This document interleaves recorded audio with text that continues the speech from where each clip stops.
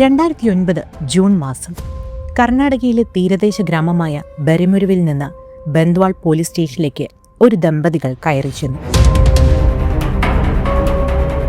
അവരുടെ കണ്ണുകളിൽ കണ്ണുനീരും ഭയവുമായിരുന്നു. അവരുടെ 22 വയസ്സുള്ള മകൾ അനിത ബംഗാരിയെ കാണാനില്ല. അവളുടെ വിവാഹത്തിനായി സ്വരൂപിച്ചു വെച്ച 9 പവൻ സ്വർണവും കുറച്ച് പണവും അവളോടൊപ്പം അപ്രത്യക്ഷമായിരുന്നു. അവൾ കാമുകനൊപ്പം ഒളിച്ചോടിപ്പോയി. ഇതിൽ പോലീസിനൊന്നും ചെയ്യാനില്ല. പോലീസ് ഉദ്യോഗസ്ഥന്റെ പ്രതികരണം ക്രൂരമായ അവഗണനയായിരുന്നു. അവൾ അങ്ങനെയൊരു കുട്ടിയല്ല സർ. ആ മാതാപിതാക്കളുടെ അപേക്ഷ കടുപ്പക്കാരനായ ഇൻസ്പെക്ടർ കേട്ടില്ല. അവർ നിസ്സഹായരായി മടങ്ങി.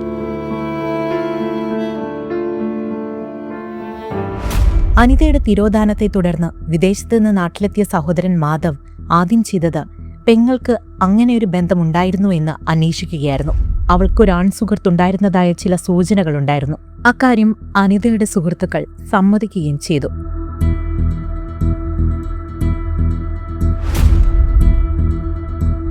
മാധവ് ബന്താൾ പോലീസ് സ്റ്റേഷനിലെത്തി ഇക്കാര്യങ്ങൾ ഇൻസ്പെക്ടറോട് പറഞ്ഞെങ്കിലും അതൊന്നും കേൾക്കാൻ അയാൾ തയ്യാറായിരുന്നില്ല. അതിനിടെ അനിതയ്ക്ക് ഒരു അന്യമതസ്ഥനുമായി ബന്ധമുണ്ടെന്ന ഊഹാപോഹം മാധവിന്റെ ചെവിയിലെത്തുന്നു.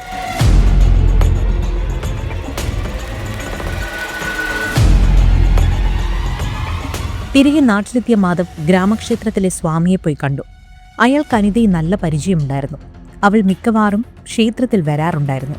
കാണാതായി അന്നുപോലും രാവിലെ വന്നിരുന്നതാണ്. അങ്ങനെയുള്ള അവൾ മറ്റൊരു മതവിശ്വാസിയുടെ കൂടെ പോയി എന്ന് സ്വാമിയും വിശ്വസിച്ചിരുന്നില്ല. മാധവിന്റെ സങ്കടം മനസ്സിലാക്കിയ സ്വാമി അയാളെ ആശ്വസിപ്പിച്ചു. പോലീസ് സ്റ്റേഷനിൽ താൻ കൂടെ വന്ന് കാര്യങ്ങൾ പറയാമെന്ന് അദ്ദേഹം ഏറ്റു. പിറ്റേന്ന് സ്വാമിയും മാധവും കൂടി ബന്ദ്വാൾ പോലീസ് സ്റ്റേഷനിലെത്തി വിവരങ്ങൾ അറിയിച്ചു. എന്നാൽ ഇൻസ്പെക്ടർക്ക് ഒരു കുലുക്കവും ഉണ്ടായിരുന്നില്ല. തന്റെ അന്വേഷണത്തിൽ അനിത ഒരു അന്യമതസ്ഥനൊപ്പമാണ് പോയതെന്നറിഞ്ഞതായി അയാൾ പറഞ്ഞു.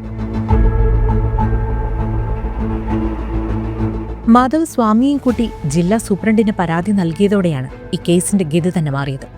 അന്വേഷണ ചുമതല ASP ഡോക്ടർ ചന്ദ്രഗുപ്ത ഏറ്റെടുത്തു.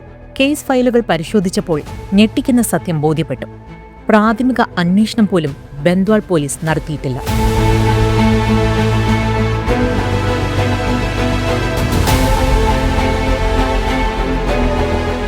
അനിതയുടെ ഗ്രാമത്തിലെത്തിയ അദ്ദേഹം മാതാപിതാക്കളിൽ നിന്നും മാധവിൽ നിന്നും മറ്റു മൊഴികളെടുത്തു. അനിതയുടെ മൊബൈൽ ഫോൺ കോളുകളെ പറ്റിയാണ് കൂടുതൽ അറിയേണ്ടിയിരുന്നത്. സൈബർ സെല്ലിന്റെ സഹായത്തോടെ അനിതയുടെ കോൾ ലിസ്റ്റ് അദ്ദേഹം ശേഖരിച്ചു. അനിത വീട്ടിൽ നിന്നും പോയി 2 ദിവസത്തിനു ശേഷം ആ ഫോൺ പിന്നീട് ഉപയോഗിക്കപ്പെട്ടിട്ടില്ല. അവൾ വിളിച്ചതും അവളെ വിളിച്ചതുമായ മറ്റു നമ്പറുകളെ പറ്റിയായി അന്വേഷണം. ദിവസങ്ങൾ നീണ്ട പരിശ്രമത്തിനൊടുവിൽ ഒരു നമ്പർ മാർക്ക് ചെയ്യപ്പെട്ടു: ശ്രീധർ. ആ ഫോണിൽ നിന്നും വളരെയധികം കോളുകൾ അനിതയുടെ ഫോണിലേക്ക് വന്നിട്ടുണ്ട്. ബന്ദ്വാൾ പോലീസ് സ്റ്റേഷനിലെ ഒരു കോൺസ്റ്റബിൾ വഴി ഇക്കാര്യം മാധവ് അറിഞ്ഞു. സുള്ളിയ താലൂക്കിലെ പെരാജ് എന്നൊരു സ്ഥലത്തെ അഡ്രസ്സാണ് ശ്രീധർ നൽകിയിരുന്നത്.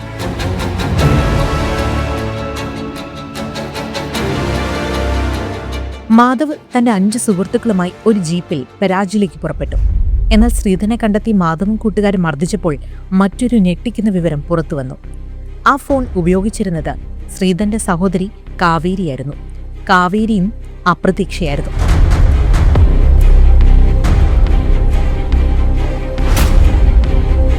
എന്നാൽ മാധവും കൂട്ടുകാരും അതൊന്നും വിശ്വസിച്ചില്ല.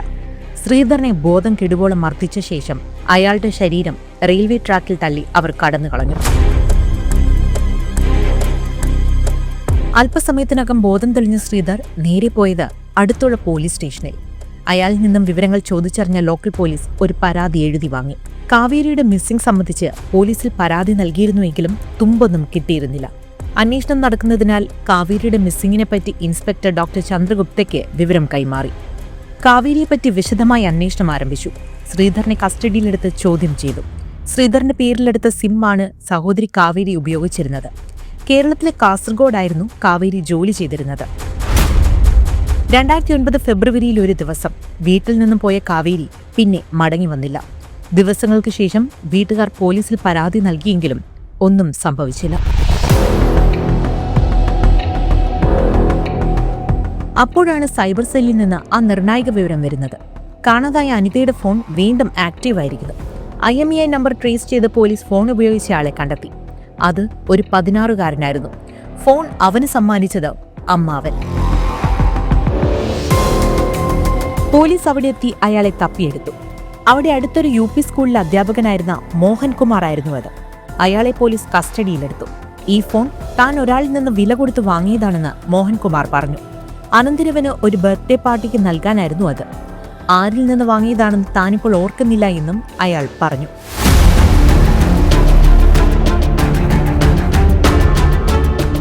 പോലീസ് മോഹൻകുമാറിന്റെ സ്കൂളിലെത്തി അന്വേഷിച്ചു. അറ്റൻഡൻസ് രജിസ്റ്ററുകൾ പരിശോധിച്ചു. അനിത, കാവേരി എന്നിവർ അപ്രത്യക്ഷരായ ദിവസങ്ങളിൽ മോഹൻകുമാർ സ്കൂളിലെത്തിയിരുന്നില്ല. തുടർന്നുള്ള ചോദ്യം ചെയ്യലിൽ കർണാടകയെ പിടിച്ചുകുലുക്കിയ അഭീകരമായ കൊലപാതക പരമ്പരയുടെ ചുരുൾ നിവർന്നു.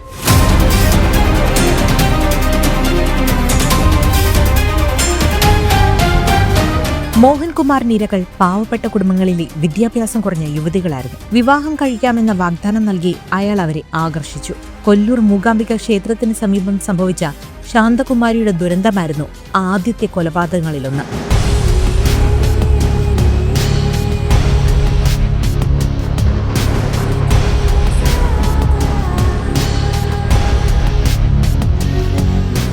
ഞാനൊരു കമ്പനി എക്സിക്യൂട്ടീവാണ്.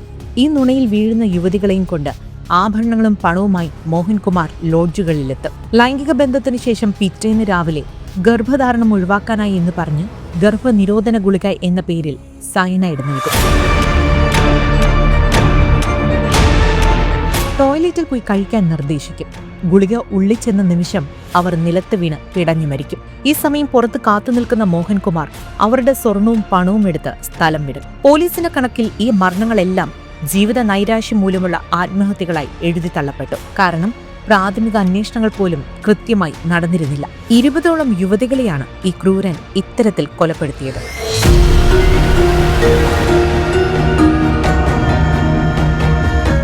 വിനുത, ശാരദ, ശശികല, ബേബി നായിക്, അനിത, ഹേമ, വിജയലക്ഷ്മി, യശോദ, പുഷ്പ, സുനന്ദ, ആ പട്ടിക അങ്ങനെ നീളുന്നു. എല്ലാം പാവപ്പെട്ട കുടുംബങ്ങളിലെ വിദ്യാഭ്യാസം കുറഞ്ഞ വനിതകൾ. ഒരു ജീവിതം മോഹിച്ച് കാമുകന്റെ വാക്ക് വിശ്വസിച്ച് ഇറങ്ങി തിരിച്ചവർ. എല്ലാവരുടെയും വിധി ഒന്നു തന്നെയായിരുന്നു.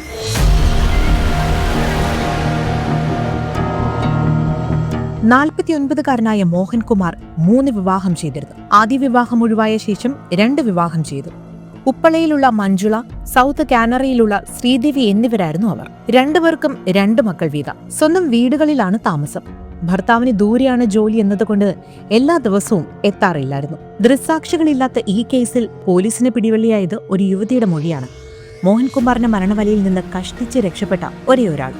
ഗുളിക വിഴുങ്ങുന്നതിന് പകരം വെറുതെ നാവിൽ തൊട്ടതും മയങ്ങി വീണു. മോഹൻകുമാർ മുങ്ങുകയും ചെയ്തു.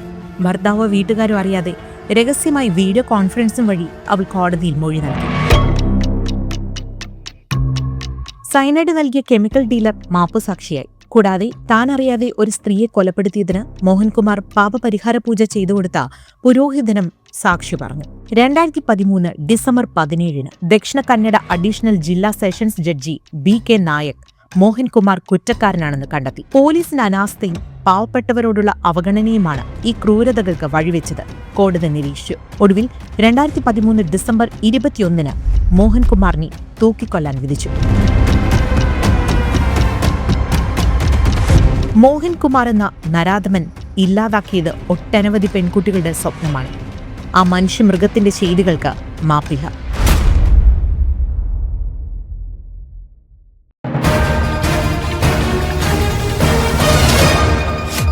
MC ന്യൂസ്, കനേഡിയൻ മലയാളികളുടെ വാർത്താജാലകം.